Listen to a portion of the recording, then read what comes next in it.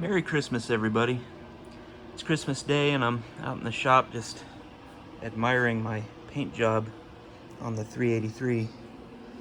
Now, this is the engine I pulled out of my Barracuda and I'm going to put in the Dart Sport. Now, this is a 67 383, so the correct paint would have been turquoise, but since I'm putting it in a 73 Dodge, I decided I wanted to go with the Chrysler blue. I think it just looks beautiful. And my dad used to work for a company for years when I was growing up, and their company logo, they used the Chrysler blue, and so that's kind of got some sentimental value to me.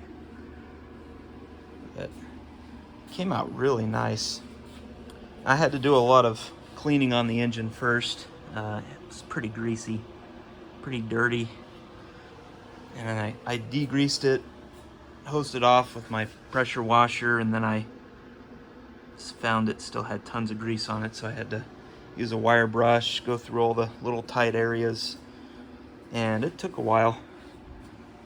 I degreased it again, hosed it off, and the engine had quite a bit of surface rust on it, so before I painted it, I added some rusty metal primer, Rust-Oleum rusty metal primer. I got it at Lowe's, and I got that idea from Uncle Tony's Garage. He did a great video on painting engines, and one of the tips that he gave was to dry the engine off first before you put any paint on it, because cast iron's porous and that moisture gets trapped in the little crevices.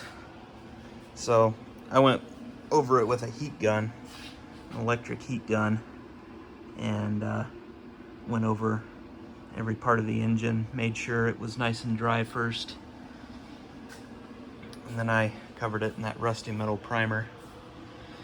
And I left my heater on and kept it over 70 degrees in here because, you know, it's winter time, so wanted to make sure the paint was going to stick, it's going to dry right. And then I applied the POR15 Chrysler blue, 16 ounces, and after all that I used maybe a third of the can. There's still quite a bit of paint left in here, and I think it came out great. I just brushed it on, and brushing it gave me the chance to get all the little tight areas. I was able to take my time, and it really came out good. I used the brush to get the big flat areas on the side of the block first, and then I got all the little tight areas, because by the time I was done, I mean, the brush was like pretty destroyed. So the intake, I'm replacing the old cast iron intake with an aluminum one. It'll shed about 25 pounds. Got this Edelbrock off Facebook Marketplace for a pretty decent price. And I haven't decided if I'm going to paint it to match the engine yet. We'll see. And I need to paint the pulleys.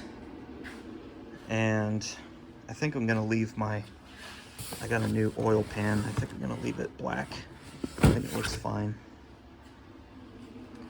That is almost finished. I got to dress up the engine. I've got to touch up a few spots that I missed. There's a few little spots here and there, so I gotta touch that up. Then I'll get the engine serviced. I've got to take out the dipstick tube that broke off in the block. I've got to try to get that out, so that'll be fun. And I've got to replace the rear main seal cap. I've got a new one coming in the mail. It's got a nice big crack there. But it's coming along, and after I'm done with the engine, I can turn my attention to the 727, get it cleaned up and get some fresh fluid in it, and new pan gasket, and I want to replace the shift rod seal too while I have it out, because if that thing ever starts leaking, it's going to be a pain trying to replace it when it's in the car. So I figured I'd go ahead and do it while it's out of the car.